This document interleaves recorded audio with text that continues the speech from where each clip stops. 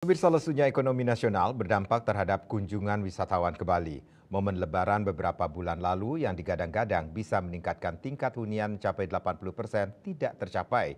Justru kini angkanya hanya rata-rata 60%. Ketua PHRI Badung Gusti Agung Rai Suryawijaya mengatakan, kunjungan wisatawan ke Bali berada di angka 16.000 hingga 17.000 per hari dengan 43 penerbangan. Turunnya tingkat hunian khususnya di hotel-hotel berbintang 4 dan 5 disebabkan oleh beberapa faktor diantaranya.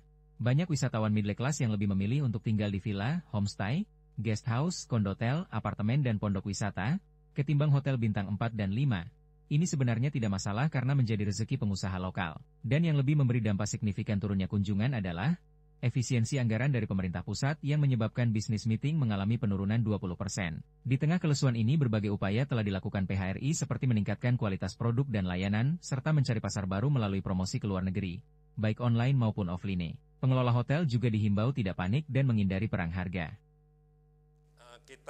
Strategi kita memang betul ya, kita berusaha dari pihak PRI mengimbau juga berusaha mencari market atau pangsa pasar yang baru khususnya untuk leisure. Jadi karena ada 140 juta daripada wisatawan yang setiap tahunnya ada, ini yang harus kita nih. Nah, kita terus melakukan promosi ada dua cara ya, dari melalui online travel agent, jadi OTA, jadi juga ada yang offline.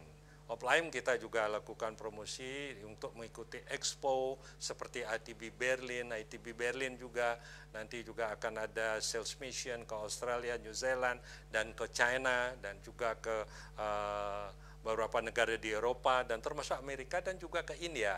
Karena di Bali pada saat ini, kontribusi yang paling besar masih tetap adalah Australia.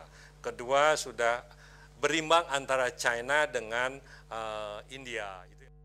Ditambah Gusti Agung Rai Suryawijaya, target kunjungan turis internasional Provinsi Bali tahun 2025, 6,5 juta dan domestik 10,5 juta. Kalau ini bisa tercapai diyakini bisa meningkatkan perekonomian Provinsi Bali yang digadang-gadang bisa mencapai 5,5 hingga 6% per tahun. Riasa Bali TV.